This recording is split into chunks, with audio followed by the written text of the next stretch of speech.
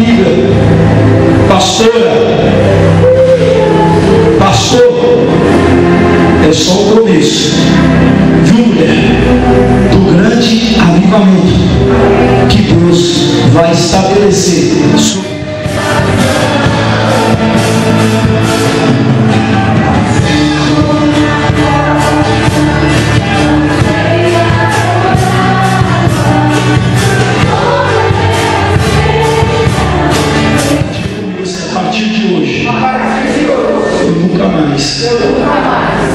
vou querer gotinhas. Fala, a partir de hoje eu quero chuva.